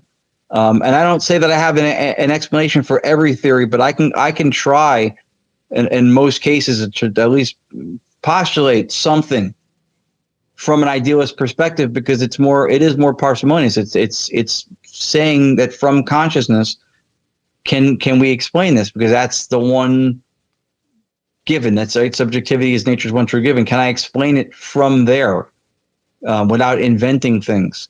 And in most times, I can at least venture a guess. It doesn't mean I'm right, but it means at least I'm taking a skeptical and grounded in something approach, versus in magically inventing things for the purposes of having the narrative. I think that's I think the albatross of the paranormal field for a long time was when not getting the validity and support and backing that we wanted. Then we went to mysticism and stuff and said, well, this stuff is science can't talk this anyway. This is out of your league. Stay in your lane. This is out of there. And then now we're invoking science because we're going to hold on, wait, quantum stuff that could explain everything. And then we're invoking it and violating it at the same time, because that's now today's neo-priesthood. So we worship science. I think we need to use all the tools in the toolbox, and that is but one of them. Ain't that the truth? And actually, this is probably a perfect point to do the words of wisdom. And before we get into that, of course, I just have to say that this conversation with you guys has been absolutely fascinating. I definitely want to have you guys back on so we can dive into some more of your personal experiences. Actually, if you want to, we can even dive into the some of the EVPs that you have before we continue on. And then if we do another round next time, we can dive even more into those, cover even more of your guys' experiences, because I feel like there's still a lot more to talk about, and we just scratched the surface on a lot of this stuff. But I'm glad that I got at least a bit of a background to know where you guys are coming from, so that next time we can just hop right in and start getting into the deep conversation about this stuff. But yes, before we get into the words of wisdom, of course, screen share should be available if you want to play some of these EVPs. Since we've been talking about them the whole episode, we at least got to make sure we show people a little bit. No, I appreciate it. I will share that real quick too. I want to just share. This is an upcoming thing, and then I have the other clips come up. So I have a course coming out soon, based on the stuff we were just talking about: metaphysics, right, a philosophical perspective, and paranormality. And I will dive into things like stone tape theory, psychometry, and residual hauntings. Whether or not AI will be conscious, which it won't, but I'll get into that. And some other ideas. I'll explain analytic idealism. So the course will be out soon. And the whole idea behind this is not the platform that, we've been saying, like that we're right and we've got it figured out, but we're hoping to provoke thought, right? If anybody listening to this show now thought that what we said sounds spot on, sounds kind of right, and I agree with some of it, or I don't agree with any of it, it's crazy, whatever it is. In order to come to that determination, to agree, disagree, or partially, you have to at least have thought and maybe re-examine your own positions and why you think that. And that's why you totally agree or disagree with what we're saying. So that's what we're hoping to do, is at least inspire and invoke thought. That's what the course is meant to provide. You got the perfect show to talk about this on, because the way that I kind of like to go about the show is I present a bunch of different perspectives so that people can kind of come to their own conclusion on things. So as far as the show goes, I'll have people on that are from one range to the completely the opposite end of the range. And the whole idea is that people get multiple perspective on things so that they can perceive things how they want to perceive them. So honestly, you're speaking to the perfect audience when it comes to this kind of stuff, that it's the perfect audience where nothing is under any specific perspective. We're rather entertaining ideas and seeing where we can go with them. So exactly cool. The people you're speaking to. Cool. No, I appreciate it. So when the course is out, I'll let you know. I'm hoping, like I said, to get this in front of as many people as possible, and maybe from some kind of a grassroots movement. Again, I mentioned that we're both operating under the metaphysical position of analytic idealism. I do weekly meetings with Dr. Bernardo Kastrup, under whom I'm part of an ambassadorship for idealism. And it's an ambassadorship, not an activist thing, which is important probably to differentiate. So we're hoping to at least inspire thought. It's just there's so many of these same handed down axiomatic beliefs in the paranormal that have been around forever. like the explanation behind things like stone tape, and it doesn't hold up. And then now we're invoking science and at the same time holding on to these explanations. And they're the product of epistemic dependency. It's hand-me-downs. And I think we need to do better. And we need to not think that the only tool in our box is science, because right now that's what all the cool kids are gravitating towards, because they think that's where all the credibility is. We'll prove it with science. And a lot of the science stuff, we were saying before, we'll say that one day we'll have the answer. One day we'll have the ability to show this or do this. That's promissory. And physicalism and materialism has been doing that for years. It's called promissory materialism, that one day the science will have everything figured out. But the problem with that as an argument and a basis for any belief is that it's hinged upon, its foundation is ignorance. It's saying that this is not what you think it is. This is probably what I think it is. And I support that by telling you I'll know tomorrow or another time. So we'll come back around to it. Yeah, the position is promissory. It's hinged on ignorance. We're going, it's not what you think. I'm telling you what reality or whatever is, but I'll know 10 years from now, I'll know. So, I mean, they're hanging their hat on an argument that is fundamentally backed by ignorance. No, you can't do that. It brings nothing to the table now. Let's be wrong now and learn that, accept it, and move on and be right later on, or closer to right. We're monkeys on a rock for, with higher cognitive function for 50,000 years. Maybe we're not meant to figure everything out, right? But at least let's try to get closer to the truth. Let's be less wrong than we were, I think, is what we're supposed to be striving for. It's all a learning curve. This is something I always talk about with a lot of people on the show, that I don't think it's a matter that there's knowledge that we're, quote, not supposed to have necessarily, but just a matter of catching up to the times. It's like the same idea that, you wouldn't introduce a small child to violence or any of this type of stuff. It's a matter of, as they get older, they come into the knowledge of things, and we have to kind of perceive that on a grander scale as people, that, our age individually isn't what's important. It's our age as a society and as a culture and how we've developed mentally and where we're going. So again, a lot of this stuff that we're talking about, it may not be that it's wrong or anything like that. It's just a matter of we don't have as much of a ground of understanding for it.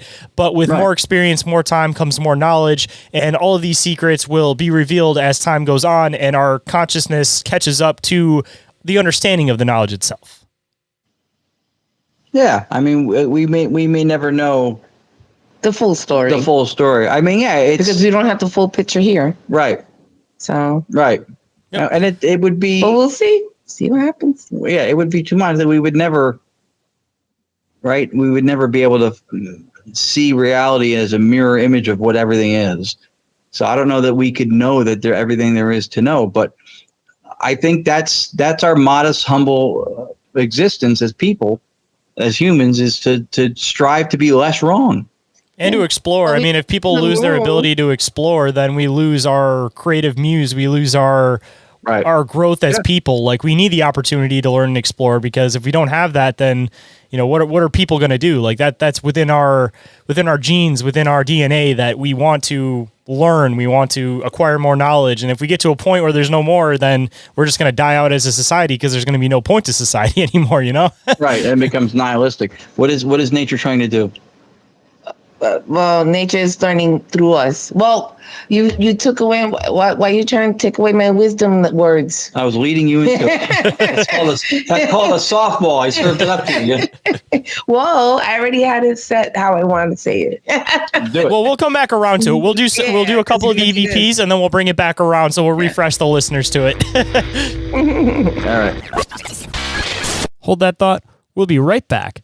But if you don't like hearing the ads, then I have a solution for you. You can get ad-free and early access to this show and Bizarre Encounters with Shayn Orin on the Open Minds Media Patreon for just $2 a month. That's less than a bag of chips, and it's a great way to support the show and all the hard work behind it. And if you're interested in bonus content, merch store discounts, premium video versions of the show, along with some other perks, then you guys can become a member of the OMM family today. Or you guys can give it a try with a 7-day free trial. The link for that is available down in the show notes.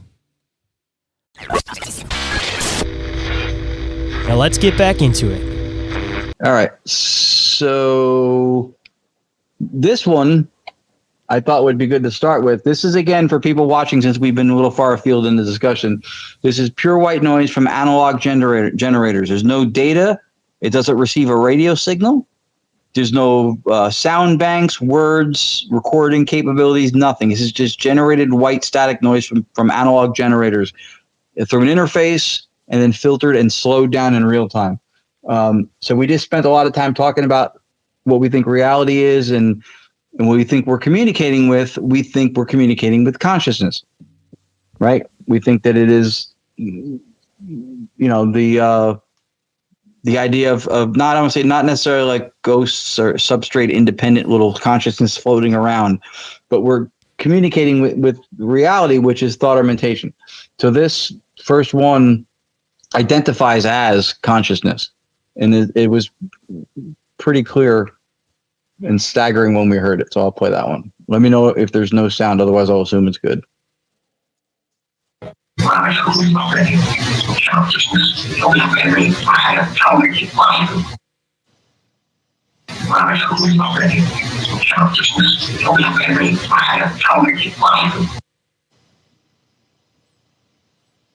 So that's one of them, just to give you an idea. I mentioned earlier we were the first ones to take live white noise and slow it down in real time. I'll play one now that is an example of why we did that. This is from New Jersey at an event we did a few years back. Who I am? And so I sound drunk on this recording. I assure you I was not. Slow down audio. Yeah, slowed down 50%. And this is why from this point forward, we slowed it down in real time, was because this went so fast that we didn't catch it until I slowed it down 50%. You can hear the emotion and the gender and everything. I believe it was my mother. Her mother's name was Lucy. So this was sobering. And from this, we decided to figure out a way to slow down the flow of white noise in real time. You know who I am?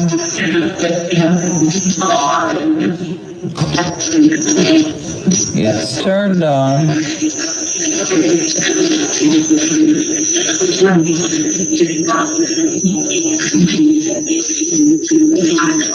Is my mother gonna be here tonight?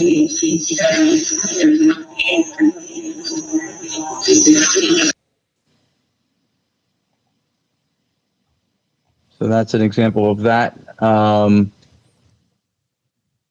This one's good. If anybody has not seen My Haunted Manor USA, it's affiliated with the My Haunted Hotel and myhauntedproject.org in the UK. This is in Columbia, Pennsylvania. Daryl Marston, Jeff and Trey Bader. They have episodes on YouTube. Highly recommend it. They do a great job at this place. Samuel Miller Mansion is the name of the place, Columbia, PA.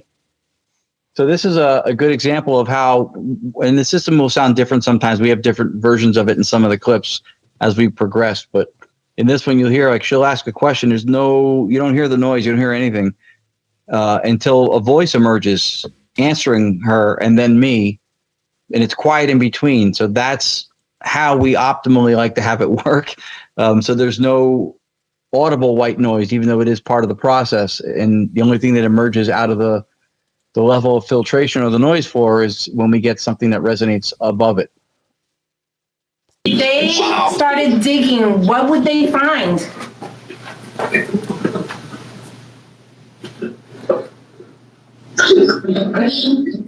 Person. Oh my God! You never hear that? Yeah.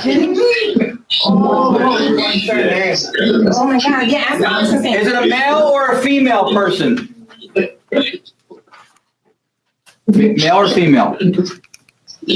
Woman. Oh, woman.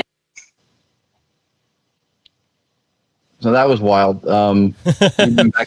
We've been back there a couple times since. Those guys treat us really well, and we've gotten really good stuff at that place. Just play you don't want to play Damnation? I can do that. I was going to ask you if you want me to do that one night. Yeah. Okay. This one's from the Shanley Hotel in Napanoch, New York. This one's special to us because to date, from any other ITC method or any other practitioner for that matter, I've not heard a recording of a message as long. This is it's around about a minute of the same voice on a rant. This is not a compilation. I didn't edit it together. And it's called Damnation because that's one of the voices that's in this. You'll hear background chatter. This is another reason why we went to the digital seance, because seances were very quiet, organized, focused, intense, focused attention types of events historically. And we would do these things sometimes, and people were like, it's like we're set up like near the break area. So people are opening soda cans and ripping open potato chips. And there's voices coming through and nobody's hearing them because they're otherwise occupied with noisy stuff. So we wanted to make it so that's where the seance idea came from, to make this something that people were tuned into and participating in. Not distracted. Wholeheartedly, yeah, not distracted. But for the record, Lourdes by trade is a licensed court reporter, so she hears everything. So when you hear somebody during this clip and probably other clips that we have who's identifying the words coming through amidst what sounds like background chatter, that's the bionic ear. That's her picking it out. Why are you so angry? Not fair, I heard. You know what we're doing.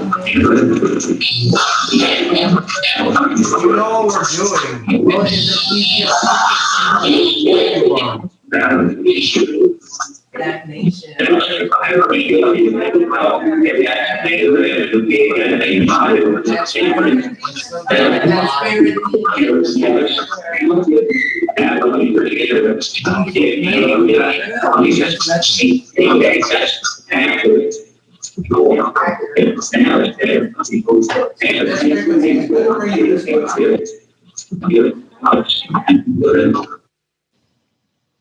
There's an example.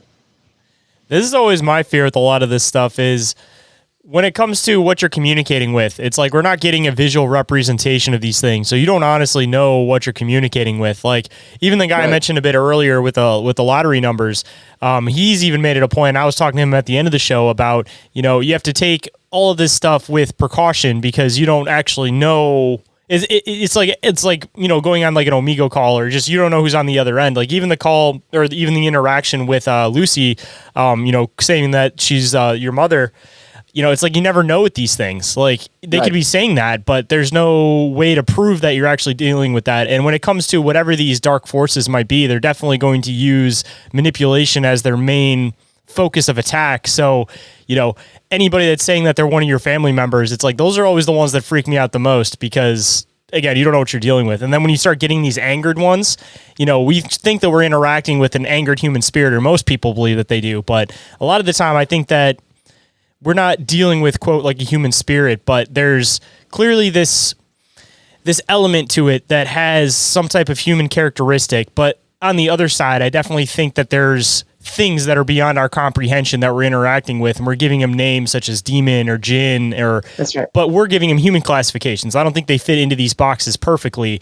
but everybody talks about these dark things, but it's all through their own perspective. So, you know, a lot of people think that, for example, like demons, aliens, it's the same thing, or could possibly be the same thing. I mean, definitely possible, but I don't think that it fits into either of those boxes. I think that it's, again, matter of perspective and matter of people being able to describe things in their words. So now we have all these different categories of these different dark entities when we could just be dealing with one category of dark entities. Right. Yeah, and again, this is great. This goes back to what we've been saying throughout the show. So you're taking a reductionist approach, right, and saying, well, how do we simplify the complex and bring it back to one? You know, maybe it's one type of entity. I would say that it's all within consciousness, right? And so if there are not physical entities that exist outside of consciousness, then as you described it, these are categories. These are names that we give things for the purposes of being able to reference them or discuss them in conversations. So we give them names like ghosts, demons. And I'm not saying that these things as represented and described by people don't look or come across that way. I'm sure that they do. But we're still just categorically giving them names for the purposes of referring to them, for the purposes of conversation, to communicate, but not, it doesn't mean that it is ontologically or fundamentally in a category of its own, right? Like what exactly how you described it. So I think that's another important example of how language kind of binds us, and within it are built some of these constraints, and some of the ideas and biases I think are inherent in the language that we're compelled and bound to use. I mean, just another example I bring up on the show all the time. We've categorized like the fae/fairies, like whatever these beings are, as a different thing than the alien phenomenon. But when you start actually diving into the finite details of these things, such as the quote, like missing time experiences, or, the type of people that they abduct, or the experiences that people have while they're on this other side, you start realizing these things are a lot closer than you realize. And we've left them categorically different, but they have a lot of similarities where we could, again, be talking about the same thing. It's just a matter of language as it's progressed through the time, that people in the 1800s and beyond weren't using terms like aliens. They were using a different term, the fae, fairies. And then as language has changed through the years, now we're categorizing the same exact thing as aliens, and now because we're used two different terminologies, now they're split, where one looks like it's complete folklore and one looks like it's something that could definitely be plausibly true, but not realizing that we're again talking about probably the same thing here. Mm-hmm. Yeah, I agree. I think a lot of those myths need to be taken seriously, but not always literally. Exactly. Because, I mean, even another example, all these old books talking about like these chariots in the sky, for example, you break that down. You didn't have the terminology of flying ship, of UFO, of any of this stuff. So you describe it with the best words you have possible. It looks like some type of riding device. We have riding devices, aka chariots. So it's a chariot in the sky. So there you go. A chariot's in the sky. It's not literally a chariot that's flying through the sky, but rather some type of vehicle that they're trying to describe with their terminology of the time.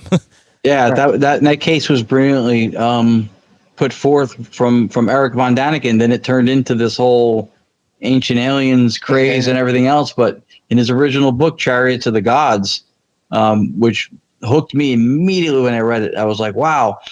He makes that argument. He makes that very argument that they were describing things with the vernacular, with the lexicon that they had.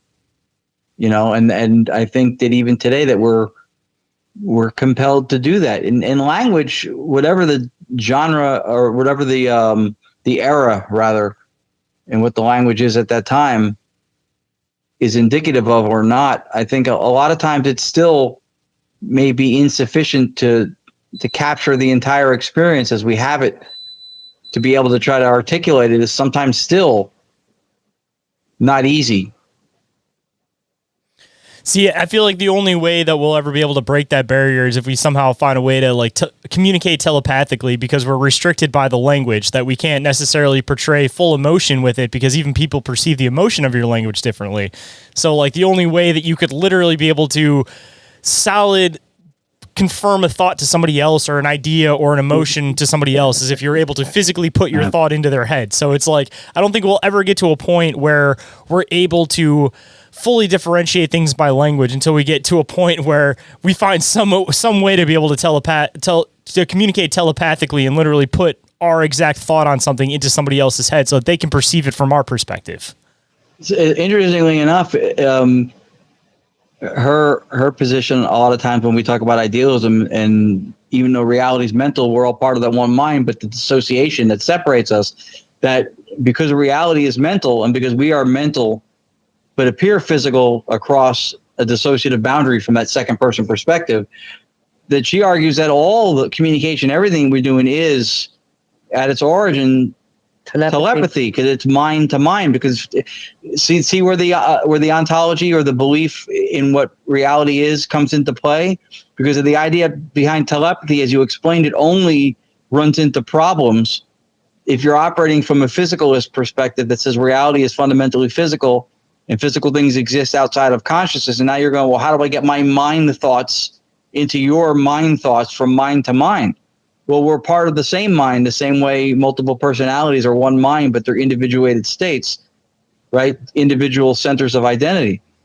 So I would argue through that there is telepathy. And when a medium picks up something from the environment, if the environment is fundamentally mental, then that, per Lourdes's position, is a version of telepathy. It's mentality, mentation, being picked up by a dissociated mental state, which is us or the medium, and then that thought is impinging upon them. I mean, we do have the ability to intuit things. Right. I mean, well, what we know here, right?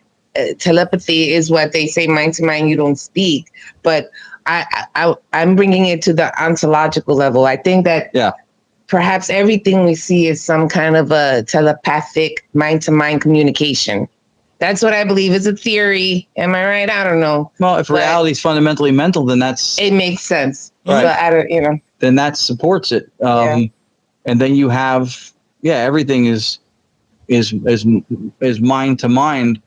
When you create the physical boundaries as something that is fundamentally separate from consciousness, that's when you run into those problems of mind reading or pushing your thoughts. I mean, we have, if somebody feels a certain way, sometimes you can sense it in the room. Somebody's angry. You may not know who it is or what, So we share a transpersonal space. And I think that those types of things, like even mentation, will impinge upon the transpersonal space. And then through that will impinge upon the boundary of somebody else that makes them separate from you. So that's why we'll pick up or sense or intuit these things sometimes. And we think in language, we speak intuitively to ourselves in language more than we speak aloud to other people throughout a lifetime. So we think in the language that we understand, which is why I think sometimes when you dream, the part of your brain that's responsible for raw experience versus the parts like the prefrontal cortex, where you have problem solving and higher complex thought and reasoning and language, it'll represent through symbology or imagery sometimes what the message is. The part that doesn't communicate in language will do that to the part that does. So I think in that element, that could be where we're picking up things, quote unquote, telepathically from nature itself. Inquiries about reality will return after this quick commercial break. And we are back. So let's hop right in. Bringing it back around, because I know I wanted to give you the opportunity to do it when we got refreshed after the EVPs. I wanted to make sure we leave the guests with some words of wisdom. So I don't know if you guys want to do it individually or if you guys just want to go with one solid one, but whoever wants to go first, I'd love to hear whatever you guys want to leave the listeners with today. You have wisdom. Please share it. Well, let's see. I was going to say, my wisdom well is dry. Pay attention to life. Pay attention to behavior. Mm-hmm. Acknowledge your experiences. The paranormal experience is actually normal experiences, and any experience that you receive doesn't happen to us or by us, but through us. That's my little wisdom. That's her paralocution. I'll not only second that, I'll say because she mentioned social circles and especially in the climate of today's world, I think be patient and understanding with other people. Look to provide or give people the considerations that you would yourself like to be afforded. And I think even in the paranormal stuff with what we do, look for the meaning. Because sometimes these things that we experience, there's meaning behind it. And it could be meaning that's meant for a bunch of people. It could be meaning that's maybe just meant for you. And it could just simply be that's your perception of it. And then because you perceived something or took something a certain way, it had not just symbolic information, but it had semantic information. It had value for you. To quote Dr. Kastrup, and I love this because in today's paranormal community where we're trying to quantify and measure the shit out of everything for the purposes of trying to prove stuff, I think we should look for the meaning. And as he says, we fail to read the letter for the sake of describing the envelope. Look for the message, look for the meaning, look for the purpose. And in that, be kind and considerate to other people. Yeah. That would be, I guess, my takeaway on it. Always some good words of wisdom to be good to other people. Like, just as a general rule, it's always some good words of wisdom. And if anybody wanted to come and find your books, as you mentioned earlier, wanted to come and or follow any of your guys' projects, or be able to come out to some of these lectures that you guys do, where can people come and find you guys on the internet? Where can people contact you, and where might they be able to find more information on these lectures? So, Shayn, I'm sorry. I'm going to have to excuse myself. I apologize. That's but okay. You can take care of this, right? I can take care of this. But thank you. And I'm really sorry to do this to you. Oh, no worries. No problem. So, first, obviously, our names, Yacovetti Lourdes Gonzalez. You can find us on Facebook. We have a website, which is GonYac Paranormal. GonYac coming from Gonzalez and Yacovetti. So it's GONYAC, GonYacParanormal.com. I was wondering where you got that from. I didn't catch that at first. That's smart. Yeah, well, she came up with it as a prefix for an email address, GonYac, to have both names. And sometimes people will go, why didn't your name go first? Why wasn't it YakGon? I said, because that sounds like a bug repellent. Yeah, it does. It doesn't sound right. It doesn't flow as much. Nobody GonYac wants works. that. No. So there, usually our calendar's updated there, but at the very least, it's got some of our clips. It'll have links to stuff. I will have a link up there shortly to the course that I'm going to have out soon, which is called Metaphysics and Paranormality. We're going to be, just as an appearance thing coming up for people who maybe, depending on where they are, come out and see us. We're going to be at the Parasite Summit at Haddon Township in South New Jersey at the Ritz Theater on the 28th of this month. And then the 12th and 13th, we're at the Connecticut Paracon. I think we were just confirmed and announced on the 18th and 19th also of July to be added to the co-headlining show at the Shanley Hotel in Appomattox, New York. That includes Scotty Davis, the medium, who's got a show now, Phantom Forensics, with Dale and Spratt from the Ghost Brothers. So Scotty Davis and Cindy Kaza, who people know from the Holter Files, Scott and Cindy are having an event at the Shanley. The digital seance experience has just been added to that event. I guess that makes it a tri-headline event. The week after, the 25th and 26th, we're at the Gettysburg Battlefield Bash in Gettysburg, PA, where we will be presenting the digital seance, and we will be doing a lecture presentation in the room we have at some point during the day, which will include the idealist philosophy we were speaking to today. August 2nd, Wilson Castle. I'm speaking at the 2025 Gettysburg Paranormal Research Symposium, August 23rd. The talk I'm doing is based on the stuff I mentioned earlier. I have a paper, an academic paper that actually did quite well in academia last year. It's called The Flintstone Tape Theory, and it speaks to the idea of stone tape, as well as psychometry and the need for an alternate explanation to support it. And then September 6th, I think it is, we're doing the Augusta, Maine Paranormal and Horror Con Festival of the Unexplained in the UK in September as well, going I think to the 24th to the 29th. The Hollow Paracon in New Jersey, October 4th. So we're the Jersey Para-Unity Expo in November. So we're extremely grateful to be busy and have a full calendar. And I'll send that same gratitude and express it to you as well. Every opportunity we get to speak, to appear, to participate in anything, live event, media-wise, podcast, we're grateful. We do not operate from a position of entitlement. We don't feel like anybody owes us anything. And when someone shows us the respect and courtesy and the kindness to say, hey, come on my show or come to my event and represent yourself, show your work, interact with the people, we're grateful for that. And that absolutely includes this very show appearance tonight. So thank you on behalf of both of us for that. Well, I really appreciate you coming on and sharing your opinions, your thoughts on a lot of different things. Like I mentioned earlier, we'll definitely have to do a round 2 because I feel like there's a lot of interesting conversation we can still get in. But this was definitely a good introduction to getting to know each other a little bit, knowing where you guys are coming from. And next time we'll have a lot of new interesting stuff to dive into, including hopefully some more of your guys' own personal experiences because we didn't really get to touch base too much on that today. So we'll have to make sure we come back around to that. That would be great. We would be honored to come back, and I know Lourdes has some really cool stories to share as far as that goes. So we'll set that one up. We'll hopefully have you come back on, hopefully sooner rather than later. And again, I appreciate you coming on today to share all of your research, all of your experiences, and really looking forward to next time.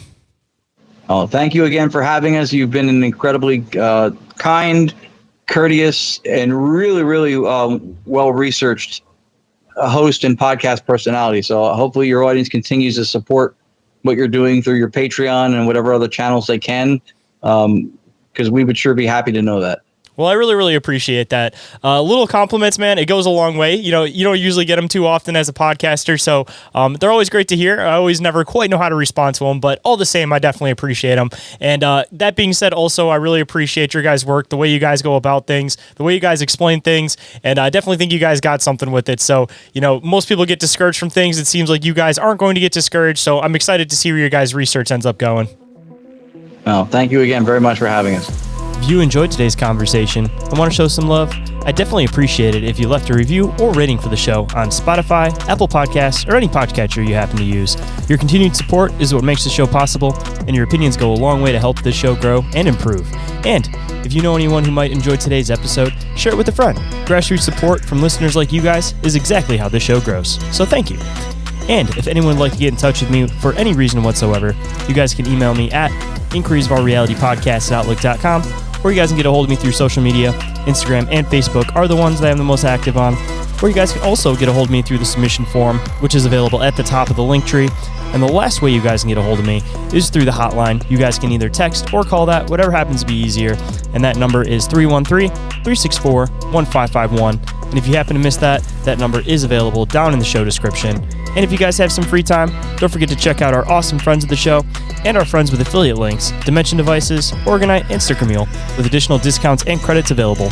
More information on those is also available down in the show notes. And every single thing that I mentioned throughout the show is all available in the link tree, which is also available down in that show description. And with that, hope you guys enjoyed the conversation. Hope today's shows connected some dots in your own reality, and I'll catch you on the next one. Have a good night, everybody. Reality isn't what it seems. Abductees taking aboard a craft with a tractor beam. Is life a simulation or an astral dream? Aliens travel through black holes in different galaxies. Life is a bizarre odyssey, with a mic talking about philosophy. Well, Bigfoot is stalking campers as a Wendigo walks through the woods of sharpened antlers, using a Ouija board to talk to the dead like a necromancer. There's so many questions and not enough answers. So if you're interested in mysteries and abnormal